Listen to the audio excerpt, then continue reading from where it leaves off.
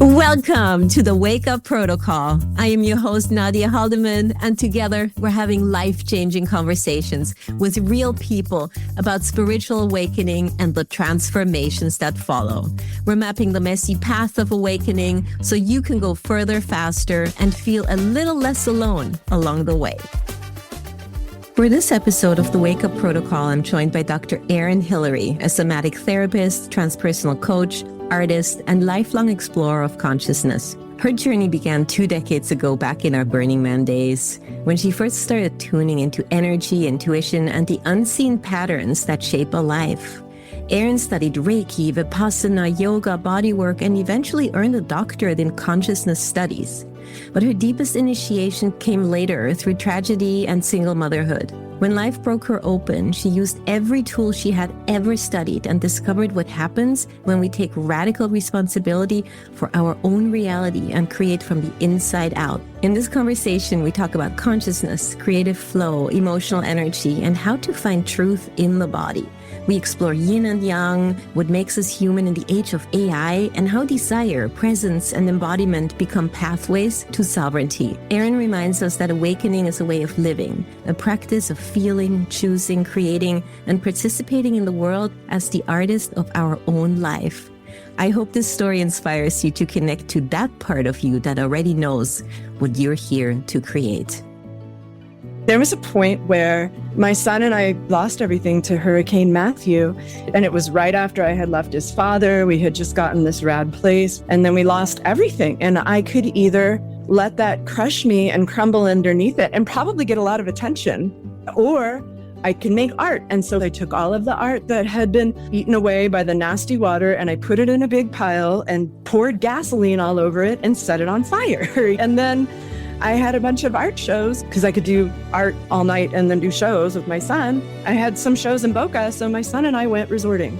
And that gave way to the most amazing odyssey and adventure that I had cultivated when I was alone, just as this wandering art gypsy. But to be able to do it under that much duress, not only having lost everything, but with people chasing me, like his father angry at me and threatening me, and to be able to just go to Disney World, and move across the country and not let my circumstances dictate my reality. And instead pour all of that emotion, all of that into what I wanted to create, and watch how magical it was. Erin Hileary, welcome to the WakeUp Protocol. Hi, Nadja. I'm glad to be here. I'm really looking forward to this conversation. You and I met about 20 or 25 years ago through a Burning Man group that we both camped with. And your life has just been absolutely fascinating ever since. You are a somatic therapist, a transpersonal coach. You got a doctorate in consciousness studies, and there's just so much to you and what you have studied and how you've grown over the last couple of decades that I'm just really, really excited to dig into this. And I know one of the things that you're interested in and studying and teaching is the energy world versus the physical world. And I'm curious how you see those two worlds and what the difference is between them. Love it, Nadja. Yeah, that actually started back when we were going to Burning Man 25 years ago. I started to get interested in energy work. And then I got, we were out in the city, and I started to get even concerned about what kind of energy I was taking in, what kind of energy I was putting out. And then I learned Reiki, and that's a particular kind of energy. And then Vipassana meditation, which I was into at that time, is like not using any particular kind of energy and just coming from the heart. So I started actually thinking about it really deeply back then. And it's carried me into choosing the right thing to do in order to cultivate the right energy, to offer the right energy and be in the right place, the right time. And then the creative process of making things energetically and watching them present themselves in the physical world. So it's that whole spectrum. We are mostly just energy. We're actually just particles vibrating at a certain frequency. And so cultivating the correct energy seems like a really important thing. So when you did your doctorate's degree in consciousness studies, what were some of the highlights that really stand out when you think about what you learned during that time? It's a relatively new field, and my progression through yoga and meditation and art and even wandering in the different social circles that you've been a part of too created that for me. So I feel like I've been studying this for 20 years, but my deep study into that part of my education over the last 6 years really was about understanding that the lives that we're living are a reflection of what we're cultivating inside. And when we take complete personal responsibility over everything we're experiencing, it gives us a lot of creative control over our lives, but it brings us deep into a realization of how we've created our experiences, when we're not the victim of our lives, how we've actually created our experiences, how they benefit us, how we're putting things into, there's a collective human consciousness where we're experiencing, if something exists in the world that's terrible, then we are experiencing it too, and we're interacting with it on some level. So taking personal responsibility for absolutely everything in our field and how to shift the world through consciousness, I think is the most powerful thing that I've taken from that. And then I see it every day, all day long with the people that I work with, and how when they shift their perspective, learning the different states of consciousness and how to help people dip into that in order to shift their perspective, and then how their world changes. So I would actually like to step back a little bit before we dive more deeply into consciousness. How would you even describe what consciousness is? It's basically what we think of when we think of the word. What is it to be conscious? To be present, to be present. Here in this moment, awareness. Awareness of the world, of ourselves. And then what is the difference between the one that we hold personally and the one that we hold as humans?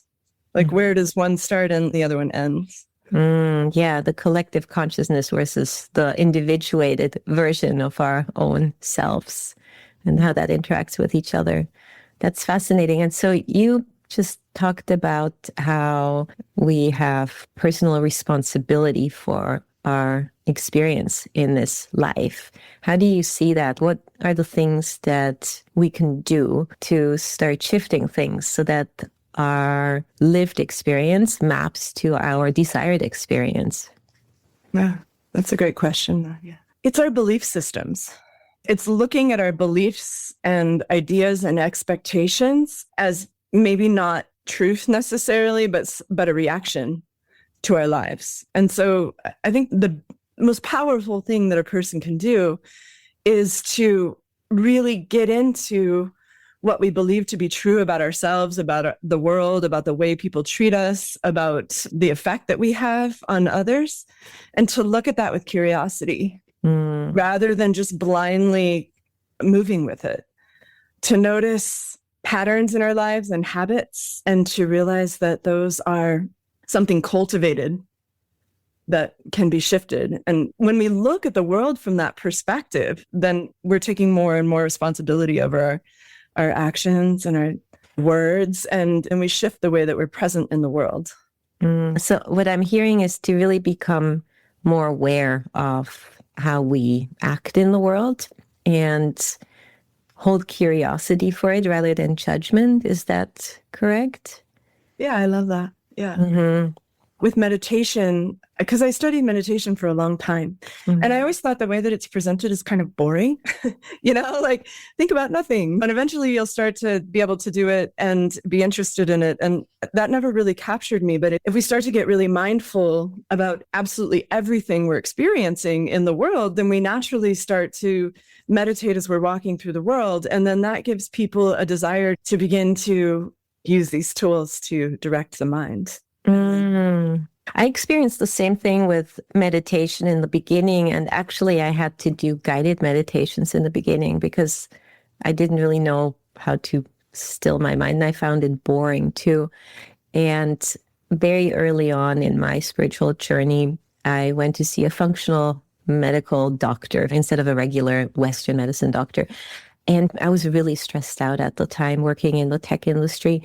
And he handed me a book, and it was called Wherever You Go, There You Are. I can't remember the author of it, but that was the first time I was introduced to mindfulness practices. And it's something that I had completely no awareness of, that was even a thing I could be doing. And that was really helpful. And he said, I just want you to take your time with this book, go chapter by chapter and see if anything resonates with you. And then next time we meet again, we can talk about that. And that was really the beginning of my own healing journey and also awakening, in a sense, that I started becoming mindful. And I remember at the time I was eating cereal in the morning with a banana chopped into it and some milk. And I didn't feel good when I had that. And I was eating it. And as I was eating it, I became mindful. And as I became mindful, I listened to my body for the first time ever. And all of a sudden I realized that this is actually not what my body wants. And so that was a really interesting moment of realization that there's more to life than that programming, that it's like, okay, you get up, you have coffee, you eat the stuff that they tell you about in the TV commercials or in the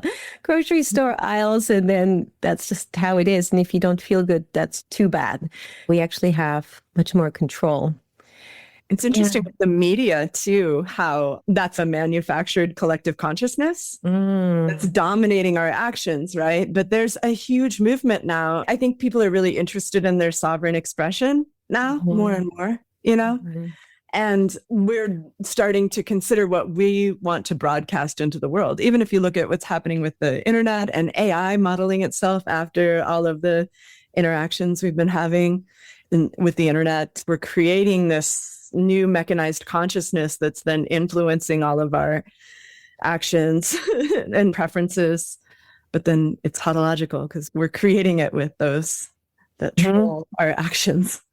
Yeah, and it almost feels like there's just so many possibilities right now. Everything is on the table. And so it's becoming increasingly more difficult to even figure out what it is that we want to choose. And because there's just the paradox of choice is so big that it's becoming overwhelming.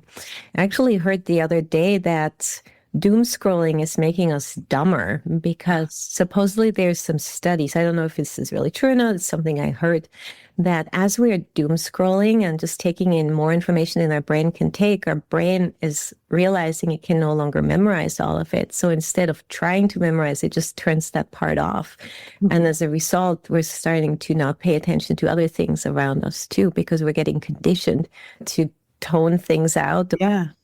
Yeah, that's an interesting thing. And then, I mean, the question arises too, as we've developed all of this technology, is what is it that makes us human? We've heard that we only use a small percentage of our brain. So as we're creating these tools to replace our memory, or AI is even replacing a lot of our creative expression and our communication and our different parts of our human relating and rote memorization-based tasks, what is it that makes us human? Right? And a lot of us are going to have that descend on us because we don't spend a lot of time thinking about it or delving into it. But we are getting pushed into our greater emotional expressions, like our greater... Yeah, so that I find that fascinating. What is it that makes us human? And we're really getting pushed into that. And then it's a choice that we get to make. Do we want to step into that creative action? Or are we just going to be so overwhelmed that we're just not going to do anything and just consume instead? Yeah. I feel like we're moving from this hierarchical, linear, competitive-based way of functioning as humans into this creative way of living where we're creating the world we want to live in and co-creating it together as humans. If you think about the civilizations that pre-existed what we have now, the farming, structure building, government-based, time-based civilizations that came through, it's like the Aboriginal walkabout. People were just creating things as they went along from the fabric of reality as far as they could tell. And it feels like we're reverting back to that. And it's what's going to keep us relevant to a certain extent, you know. It's like a lot of people with our emotional intelligence, which is one of the things that is important for humans to cultivate. It's something that can't be replaced by tech, right? Right.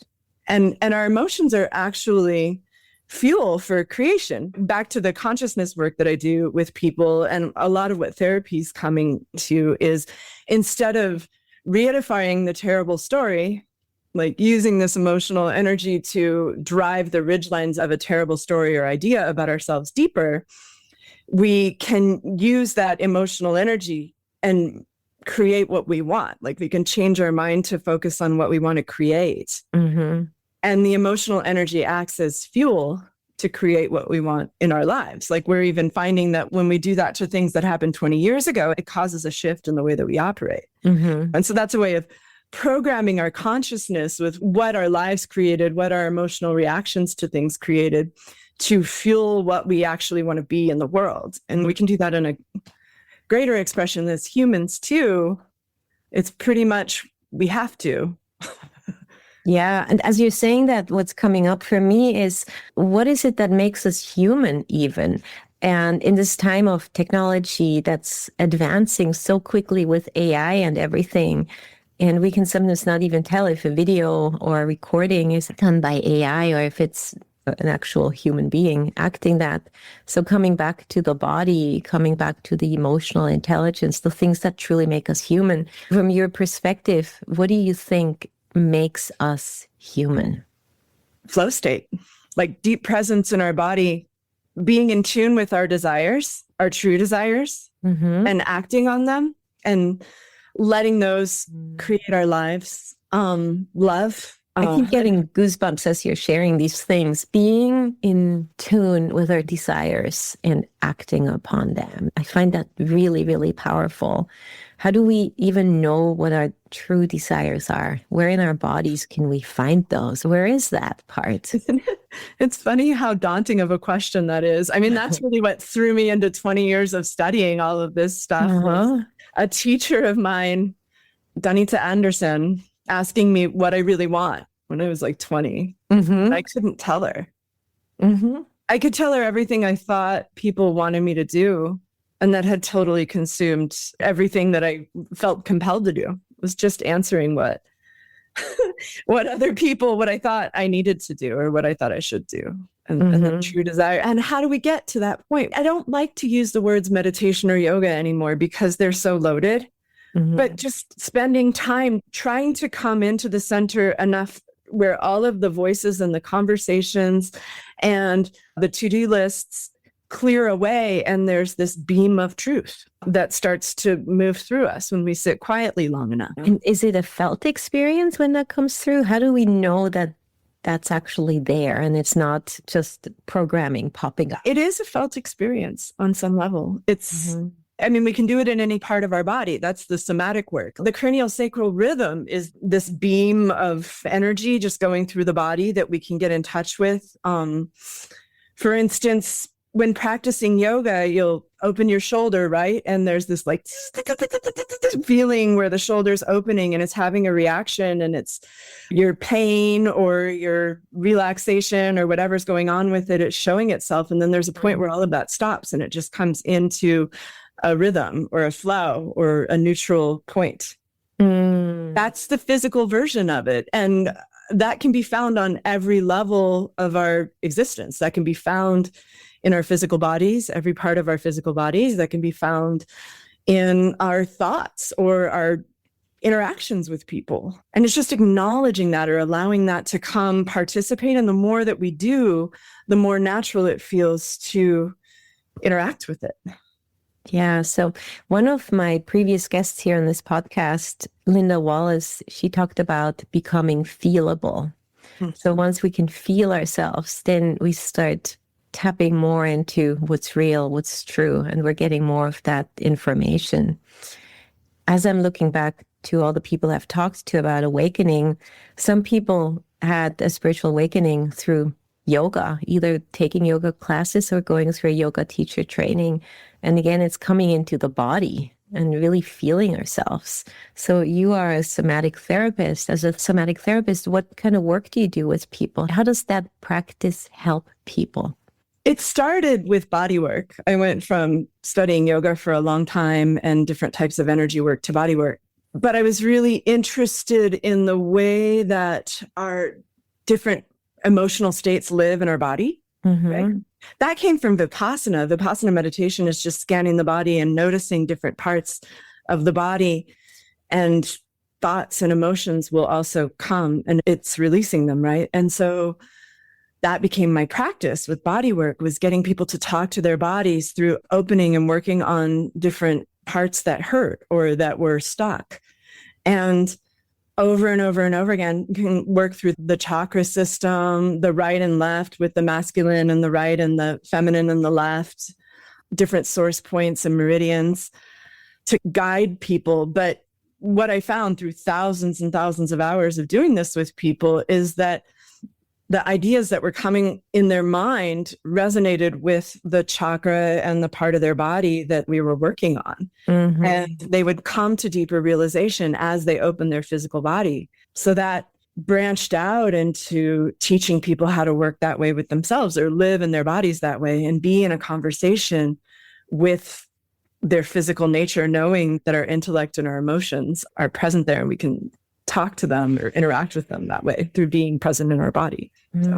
Yeah, interesting. And it feels like we're living in such a time of polarity, and figuring out how to balance the yin and the yang again seems really important, because we're so much in the yang, in the masculine, in the mind, in the thinking through things versus feeling through things, which is more the feminine, the magnetic version of ourselves.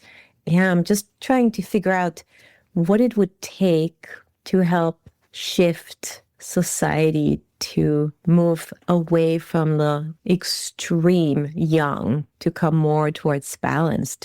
I'm not even saying, go all the way over to the yin, really creating that yin-yang balance, that we have both the masculine and the feminine. We have access to all of it. What do you think would be ways that we could start shifting more towards that and bring more awareness to that? I worked in the tech industry for 25 years, and it's very much of a very masculine energy, very much in the mind. There is no room for feeling. Although when I designed, I felt my way through the designs. I always used my visceral response to say yes or no. I knew if a design was good or bad, be that a visual design or be that an interaction design where I'm leading people through a journey. I always felt yes or no. Does it feel like it's in harmony or in dissonance? And when there was dissonance, I knew I had more work to do. So even though I had to intellectually think my way through all the concepts and the problems I needed to solve, ultimately it was that feeling that got me to the end result. So I'm trying to figure out, are other people navigating through that too, that they're actually feeling, they're just not talking about the feelings? Or is it something that we've just completely put away and we're not even having access to that anymore? It's a great question. I think we're all asking ourselves that. The physical feeling of enlightenment is having equal sensation, not the same, but equal amount of sensation and presence on both the right and the left side of the body, so that energy can travel through the Sushumna and the center channel, right? So in a greater expression of that, an enlightened lifestyle would be to have a balance of yin and yang in your life, in your self-expression, to have an understanding of both sides, how they're represented to you, because everyone is different, right? And I think that humans are on a journey to figure this out. Even looking at the transgender movement, everybody establishing their own version of masculine and feminine balance within, and then expressing it, wanting to express it exactly how it is in the world. And then on a greater level, I think it's happening in eras. If you look at what happened with how the patriarch, I say patriarch, but when I talk about masculine and feminine, I always think about, we all have different versions of that inside of ourselves. So it's not men and women, but it's this yang and yin expression, right? But we've been living through a more patriarchal, structural, human sacrifice, strap ourselves to the grid so that we can create this mechanized enlightenment that we have now. A lot of what is available to us are superpowers that you get from doing a lot of yoga, like being able to be in multiple places at once, or being able to communicate with our mind, or you think of something that you want and it appears on the doorstep, from a drone with Amazon. But really, we're living in this time when we've created this enlightened state of being that's available to everyone. We all have the Akashic records in the palm of our hand, right? But it's forcing us into a more yin style living. That's what's going to keep humans relevant. what you're talking about, where you were acknowledging you could do all of the studying and all of the validating, but really when something's right, you know it. And starting to dip more into that, starting to dip more into a self-expression that feels pure. And so that's also cultivating our faculties to do that, like channeling movement or dance or art or being in nature, connecting with things that are real, looking for human connection, acknowledging our creative power, acknowledging the process of having an idea and bringing it through and delivering it into our lives, instead of having a machine do it, like actually go through that process with ourselves. That's actually necessary to stay relevant. Yeah. So we're getting, finding that balance is actually what even gives people the ability to have human relationships or even get jobs. Yeah. And the word relevance feels really, really important. I think there's a big fear right now that we are becoming irrelevant because technology is taking over. But technology cannot take over humanity. And so it's like, how can we use technology in a way that it can make our lives easier? And then we can step more fully into our humanity, into our connections, into community, into connection with the earth, and expressing our desires in the world to come back to that desired state and flow state. Yeah. That's my hope, at least. I think it's happening. Again, some of us are going to go for it. Like we're into it. We're going to just ride the wave, and other people are going to get dragged under it. Yeah. But it's something that's happening. There's this ancient yuga system in the Hindu mythology, and I'm just going to talk about it a little bit and maybe botch it, but there's the Kali Yuga, which is the machine age, which we're in now. Yeah. What's really interesting to me is the next one is the Satya Yuga, which is this age, the beginning of the cycle again, where everyone's enlightened. Right. And I've been watching this for a couple of decades being like, well, how's that going to happen? But we see it, and with the mass enlightenment comes a perfectionism that gets inflicted on us at some point. So it's like, how do we participate? And I think, and this is the work that I do with people through the body work, somatic, getting them deeply in touch with their bodies, or the consciousness work, like coming up with our beliefs and what we believe to be true and seeing how we're making it happen through subtle aggressions, is getting really clear on what you're here to do in the world. Yeah. Getting that you knew when you were born, like that you always, your superhero version of yourself, getting really, really clear on that and understanding that nobody else feels that way. Nobody else has that idea about your life. And so that must be what you're here to do. And then following that, it makes us stay relevant. Yeah. Really being in alignment with our purpose and our full potential and stepping into that and trusting that if we really truly do that, that things will actually work out, and letting go of that fear. Yeah, the two timelines, the fear timeline and the love timeline, or however you want to call it, and just the trust timeline maybe, and really knowing that there is some there. We have to take the plunge and go for it. And yeah, that feeling too, it feels expansive when it's in alignment and when we're in flow, and it feels contracting when we're not. Yeah. I have so many other questions for you, and hopefully we can get into more of it about enlightenment and other things. But I'm curious, what was your moment of awakening that happened for you? I've been thinking about that question for a few days because there's been so many, and I chased it. I was after it.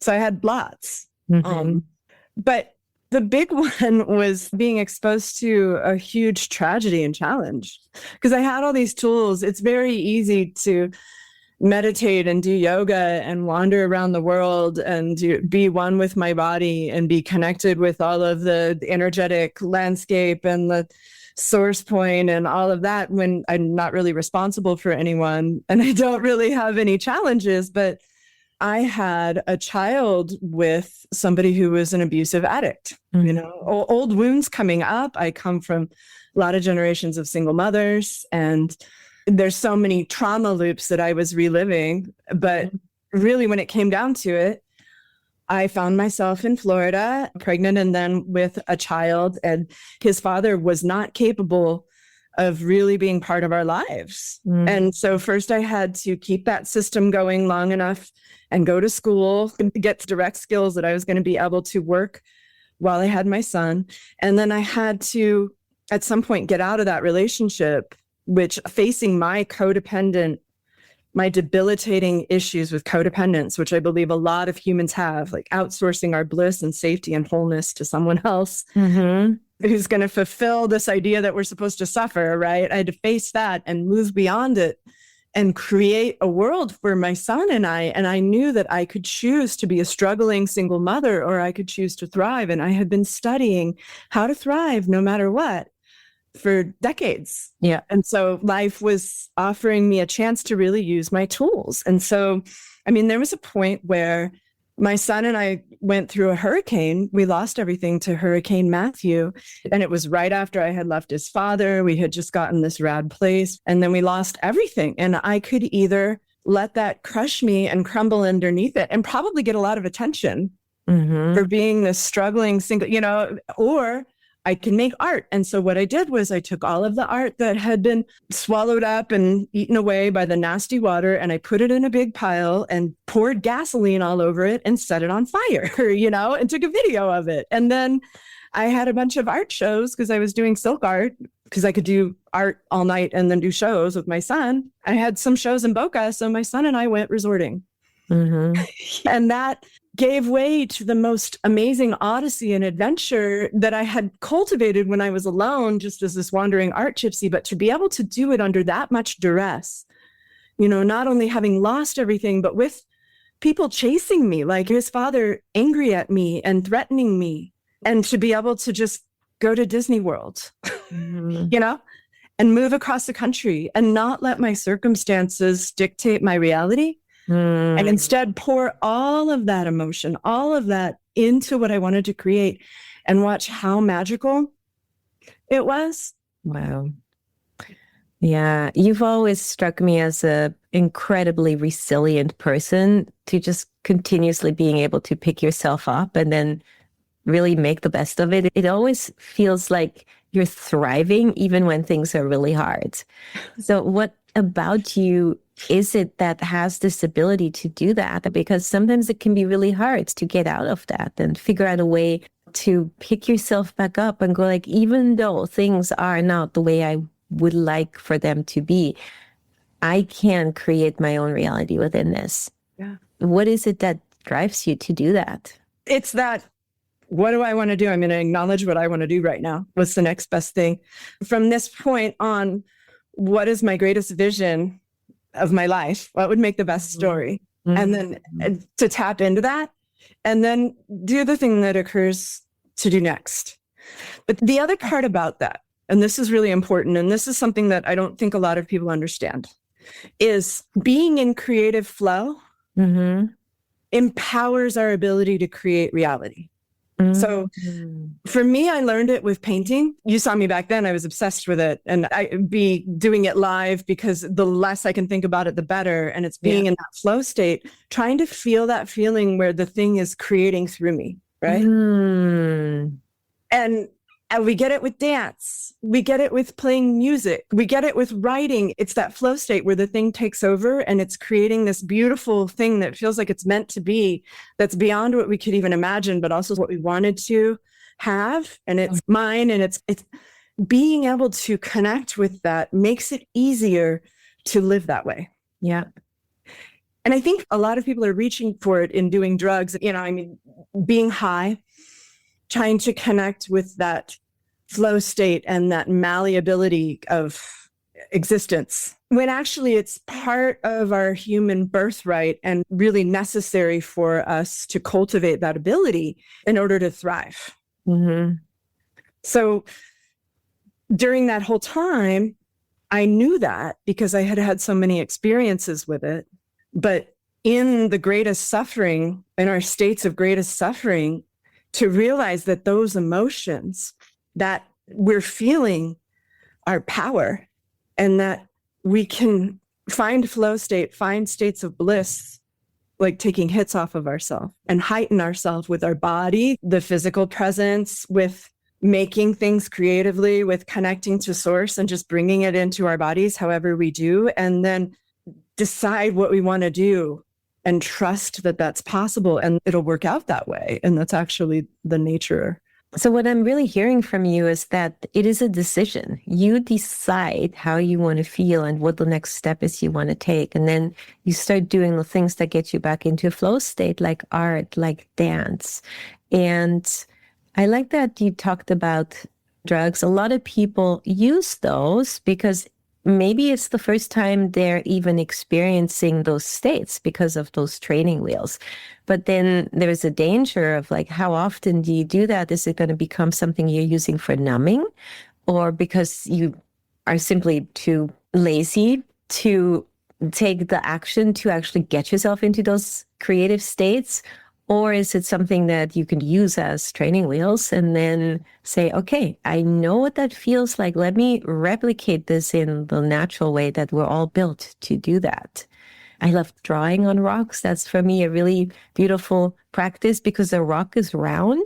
And so I use these architectural pens and I just draw on them and I create shapes and I connect all of them. And as I do that, it's almost the practice of one consciousness for me, where I connect everything and I'm realizing everything is connected. And so now I'm trying to find the connections. And because it's round, there's no beginning and no end, like on a piece of paper. I can just continue until the entire thing is full. And I can add more and more layers as much as I want.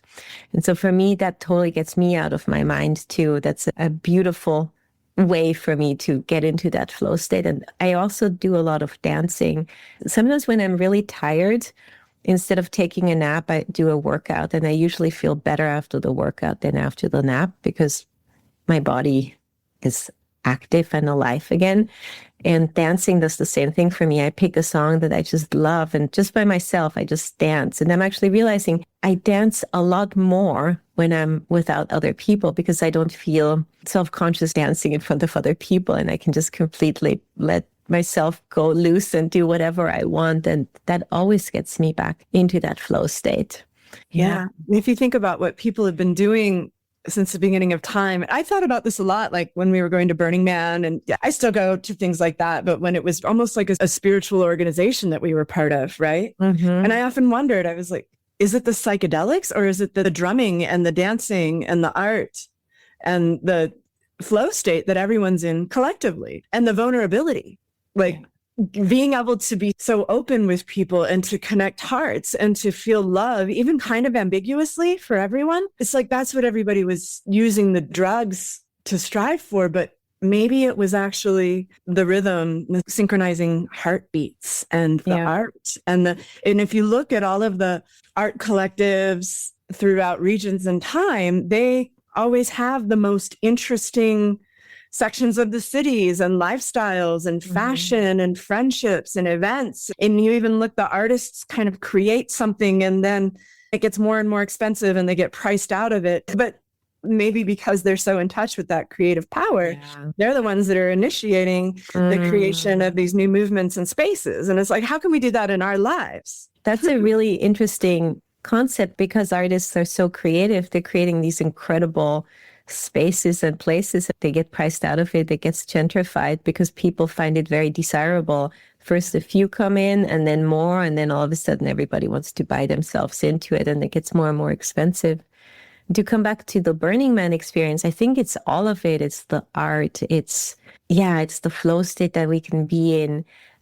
Two other things are coming up for me with Burning Man. It's the contrast of the good and the bad in terms of the environment, right? There's these dust storms. It's also really hot during the daytime. And for me at Burning Man, I usually go there on Monday and I stay till the following Monday after the temple burn. And usually around Wednesday, I have a bit of a, what the hell am I doing here moment. I'm getting tired. I'm exhausted. There's probably some dust storm. And I'm just like, why am I doing this again? What am I doing here? I wish I was not here. I wish I was at home. And I have to go through that ego breakdown, that ego death of like, okay, I'm kind of stuck here. How can I make the best of it? And the moment I get past that, I'm in. And once I'm in, everything changes. And at Burning Man, that was my very first awakening that I had. and where I really truly stepped into that present moment. And then the other thing too at Burning Man, what I noticed is community. You have all these amazing human beings.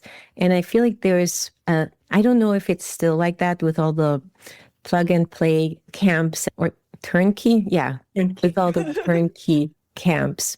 But when we used to go 20 years ago, there was not really a hierarchy. You couldn't tell the socioeconomic status of anyone. Everybody just kind of went there. After a few days, everybody was covered in dust. We all kind of became the same. And so we could actually connect with each other's humanity rather than the social status. And I feel like that was a huge thing too, to just be present with who somebody actually truly is. For me, that was a big wake up moment. Yeah, beautiful. It's still like that, I think. It's always going to be like that. But then, God, there's so many different answers I want to give you to what you just said. But I guess the first thing I'll say is that if you look at something, it has the initial spark of existence where it's really rich, but not accessible to everyone, you know, kind of foreign and too much. But then it becomes reproduced more and more, it kind of turns into plastic, and then it makes its way out into the masses. And then that's how you know that it's part of our collective consciousness, right? So unfortunately, that's the creative process. And then what you talked about, having that point where you just can't stand it anymore. Don't we have that in paintings too? Or like running? Yes. You're just like, I hate this thing. I never want to look at it again, or I'm so exhausted. And then you pass through it and you hit this, like, that's where we find flow state. Mm-hmm. And then the third and broader response that you brought up was this idea of Tantra, because there's two paths to enlightenment. There's the ascetic path, where we remove ourselves completely from everything and realize that we need nothing, that everything is light. That's enlightenment, right? Or there's the tantric path, which is more the householder's path, where we find God and divinity in everything. Yeah. So what you're talking about with that aspect of Burning Man, it really is people getting whittled down to just their pure self-expression, which is God, like understanding that everything is light. Yeah. Being able to receive that and live in such a way that that's how we interact with everything is enlightenment. And it almost seems like people had a lot more access to that in previous generations where community was more available. And now that everything is in nuclear families living in little boxes, things have changed a little bit, and we no longer have access to that community. And having been at Burning Man and festivals over the years makes me realize how deep the need for community really is. And I'm hoping that people can find more and more back to that, because every time I see people in community, it just feels like they're starting to blossom and soften and become more present, more happy in this reality. More feelable. More feelable. Absolutely. Yeah. More of that feminine energy that we all have in ourselves, be that men or women, that yin energy. Yeah. And so, AI, because we can't tell if we're talking to humans anymore. And because we were trying to create that on social networking, and that's not possible anymore, to feel like we're having authentic interactions with people online. It's getting less and less. And so that's driving people towards physical communities again. Yeah, absolutely. How would you describe spiritual awakening? That's the transpersonal state. Beyond our human bodies, beyond our human lives. And the thing about it is, it's become this holy grail. And people think they need to work towards it for 30 years to feel it at all. But really, it's happening to us. It's available to us all the time. And what it is stepping beyond our lives, stepping beyond our 3D reality, stepping beyond our given state in our body, and coming to a place where we understand that it's all energy, where we understand that it's all fluid, that our consciousness, that our true presence exists outside of all of that, and that everything that we're interacting with it's all energy. I mean, that's enlightenment, understanding that everything's made of light, of energy. And so we can have small versions of that. And if we're doing things to cultivate that in our lives and open ourselves up to that on a daily basis, then we have an enlightened lifestyle. Mm. And then it's cumulative, living that way. It's evolutionary and progressive. Living that way, even during really difficult times, like when I was getting my life started as a single mother, making a life for my son and I, it felt like struggle, but reaching for that all the time. We had a really good time the whole time. And I'm much further along towards where I wanted to be in this fully enlightened being sort of way that I was when I began, finding it in everything. And that's the Tantra too, is finding it in everything. Right? So. Can you maybe describe a little bit what Tantra is? Because different people have different ideas when they hear that word. Yeah. Neo-Tantra has made it into sex, even group sex. And being really honest about our bodies and our desires. Because our sexual energy is creative energy, right? Mm-hmm. And so that's why the most direct feeling of releasing into the space between, of feeling our creative energy as something really powerful, wielding it is actually during sex. And so that's where the Neo-Tantric movement has birthed. And then also this idea of spiritual belief systems kind of taking our sexuality away from us. And so opening up that power in a really direct way has been what Tantra means to a lot of people. And I like to use the word because people come in thinking that that's what we're going to be talking about. When really, in order to even get there at all, we have to be able to come into the space between in ourselves. We have to be able to feel the masculine and feminine interacting. I mean, really even making love inside of us and project that out into the world. And we have to be able to see and feel the divine source through everyone that we're interacting with and everything. Like that's the only way to bring that through your lover, is to actually be able to bring it through anyone and everyone that we interact with, right? But a lot of the ancient texts of Tantra, there's this one, I forget names of things. It's like 112 tantric meditations. It's a 5,000-year-old book, but it's all the different ways that Shakti can bring Shiva through her body. Right? It's like how to make love to Shiva 112 different ways. That's the initial idea, is cultivating bliss within, understanding the way the masculine and feminine presents in our bodies so that we can come into that center channel, come into that space between, and let the energy climb to heaven through that pathway. So we're creating it in ourselves. We're creating it in our work. We're creating it in the world. We're finding divinity in everything, is essentially Tantra. Wow. Thank you for explaining that. That was really eye-opening for me. And I've been going deep for years with the tarot cards. And in the Major Arcana, number 14, Temperance kind of reminds me of that. It's that alchemizing of the energies within ourselves. And once we have that, then we can start sharing it with others. So really alchemizing those energies and feeling ourselves and bringing it all back into center. And then from there, having access to the full potential of our energies, and then being able to bring that back out into the world. And then at some point sharing it with others. That's kind of what's coming up for me. As you were explaining that, this card popped up in my mind's eye. I had never thought of it that way, but it's true. I always thought of it as stop pushing and come into balance, but it is actually come into balance and magnetize and come from a place of allowing and enabling the yin rather than the grasping. And I use two different tarot decks, the Rider-Waite deck, which is the most popular one, but I also like the Thoth deck by Aleister Crowley and Leda Frida Harris. And there the card is actually called Art. It's literally art. And that's what we were just talking about, creating art, creating flow, creating balance. And I love those cards so much. The longer I work with them and the more conversations I have with people, the more metaphors I see in them and the more I realize just how deep the wisdom is in those cards if we just really start understanding and unpacking what's in there. Yeah. Beautiful. Thanks for explaining that. I'm also curious, if you think of your life before your spiritual awakening and all the things that have happened, and then now, how would you describe yourself? What has changed for you? Good question.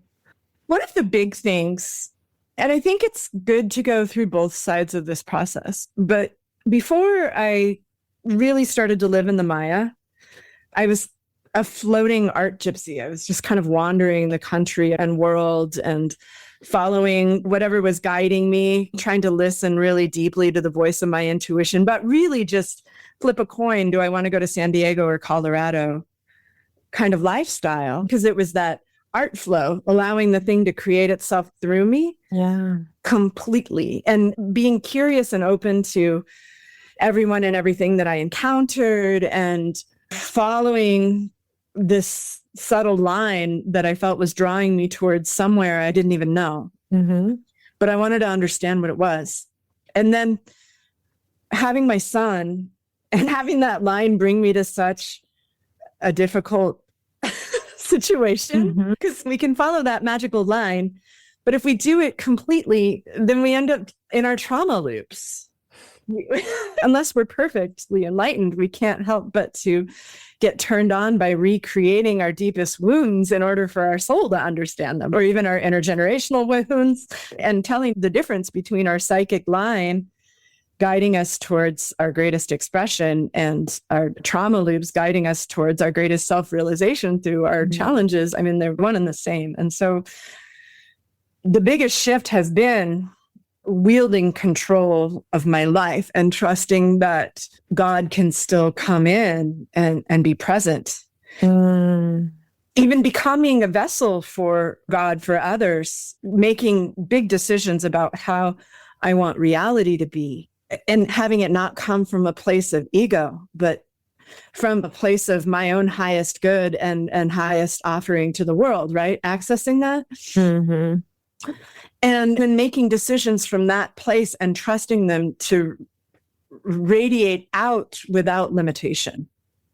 What have you noticed has changed in your life because you're living in this way? Before, I was trying to cultivate living in some kind of crazy cartoon land, you know, the walkabout. And now it's that in a different way.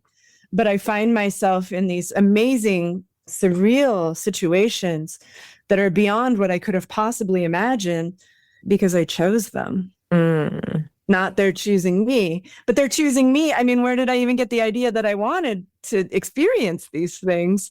And so it feels like being present in a greater level of that process rather than kind of getting drugged along by it.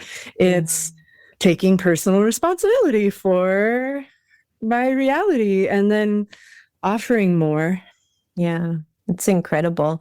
You're such an inspiration to me. Everything you've done and this relentless positivity, or I don't even know if that's the right word, optimism, just knowing that everything is going to work out okay because you're just continuing to go towards that North Star.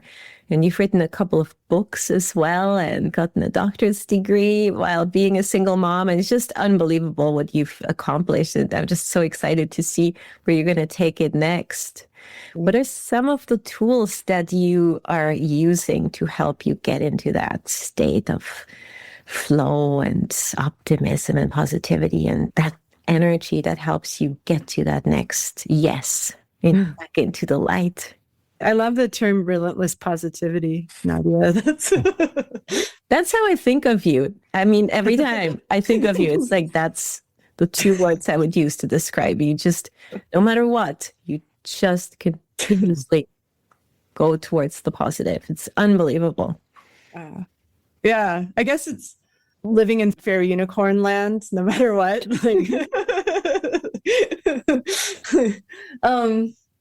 Let's see, tools that I use right now, because I've gone through a lot of different ones. And one of the biggest things that I love to give people that I work with is finding their own. You know, I know you've studied these things too. They're doorways into our own. And I think about the first humans, the rishis, developing yoga or meditation. There's been bursts of creativity throughout time where we brought in new practices. And it's like, what is that mind? Everybody has a version of that. Yeah. Right. So mine's always changing. And actually, like you, recently, it's been going to the gym. Yeah. Going to the gym and running till I'm past the point where I want to stop. And then making my muscles burn, you know, because I'm 46. Actually building our physical strength, because we're on manual now. It's not being handed to us. We have to claim it. So claiming that actually brings God or source into all the cells in my body. And yoga is great for that too. I love yoga. I love to teach yoga because it's like acting as a channel for people, holding space, and that amplifies my own practice. But just going and blowing myself up and feeling that open physical flow state and then letting whatever come through me, letting all of the effluvia clear away until it's a beam that you feel at about 20 minutes, 15 minutes, where it just goes, and you can feel a sort of truth that's neutral. Another thing, let's see, I've been writing a lot. I was really into writing for the last couple of years, and that felt like... You wrote 2 books. Yeah. When you say writing, is it more writing books and maybe articles or journaling or both? Well, one of my favorite practices that I've done for years, and it's actually how I wrote my books and got through all the writing in my doctorate, is I would wake up and I'd drink coffee and I'd write in my journal. And then social media became a tool because I've never been one to want to market myself on social media or be false really at all. And I felt like a big dork. And so it was actually a trip to Seattle. And I realized that nobody knew what I was doing. I didn't have any chance of working anywhere besides the tiny mountain town that I live in and surrounding areas in Colorado. So I started to write about what I do and write my downloads and make videos about my ideas coming through and figure out ways to put them out into the world. And then I realized that when I put my ideas in a format that other people can understand and even can endlessly understand, that solidifies my own understanding of what I'm doing. And it puts it in a format where it's not even dependent on me anymore. It radiates out. So actually that level of creative practice has become a huge part of my own spiritual practice. And I have to do the movement and the dance and the shifting of the lymph system and the resetting of the craniosacral myofascial system within myself to become an open vessel to be able to offer the world in order to clear myself out so that more can come through. And that's how I did all of this. Thanks for sharing all of that. I do want to give our listeners a chance to find you as well and also learn a little bit about what you're doing, if you have any offerings right now. I have one book that I wrote, and it was my doctoral thesis, and it's called From Prostitute to Priestess. And it's a guided journal, and it's replacing codependency with Tantra. And the guided journal, what I found is that it brings people into their own sovereign, powerful state. And what ended up happening was some of my clients asked me to start a book club. And so it's become kind of like a tantric artist's way book club. Oh my God, I love that. That's so beautiful. Such juicy conversations. And I've made it so I put a little QR code in my book so people can just join. It's a Telegram group and they can even form their own groups. And you don't even have to have read the book when you come in for the meeting. You could just answer the questions together and talk about the... So that's really exciting. I'm doing retreats now. I'm doing this web of light. I have this secret partner that I can't tell people who she is, but really powerful person who is helping me organize these retreats. And our idea is to go to sacred sites with people and cultivate these states of connectivity and awareness and become channels for divinity in these different sacred sites together, forming this web of light and energy. It's a vision I've had for such a long time, but I'm empowering other people who have that vision. That's beautiful. What kind of sites do you go to, like Sedona and places like that, or? I'm going to Tulum on the 9th. Oh, wow. 15th with a group of people. We're thinking about Egypt. I've always had a big interest. I have a lot of connections in Bosnia and Croatia, and there's a pyramid that they just uncovered there. Oh, wow. Because tantric yoga, there's the idea of tantra where you bring God through everything, but then there's actually the physical practices where you sit down and bring God through everything, which is great to do in a group on a pyramid. So that's amazing. Incredible. And do you have a website where people can find you? Yeah, ErinSutra.com. Erin, SUTRA.com. It's just that golden thread. Yeah, and I'll make sure to put all the links in the show notes as well for people to find you. Before we end, I have one final question. If you could go back in time and give a message to a younger version of you, what would you tell her? Everything that you think you are, everything that you think is possible that you feel inside of yourself, it's absolutely true. And you don't even need to question it. Just go for it. That's beautiful. And you are a living example that is actually true. So thank you so much. What a pleasure to reconnect with you and learn more about your story and everything you've been up to. You're so inspiring to me. I really, really appreciate your time. And yeah, thanks so much. Yeah, thank you, Nadja. This was wonderful. It was so fun to talk with you. Thank you so much for tuning into the Wake Up Protocol. If you like what you heard, share this episode with 3 people who need to hear this message. And if you want to go deeper, head to thewakeuprotocol.com and sign up for our email list. That's where we share behind the scenes insights, bonus resources, exclusive invites, and the kind of guidance we only send to our community. And if this is the last thing you hear from us, all we'd like to say is keep going, trust yourself, follow your heart. Until next time, have a safe and happy journey.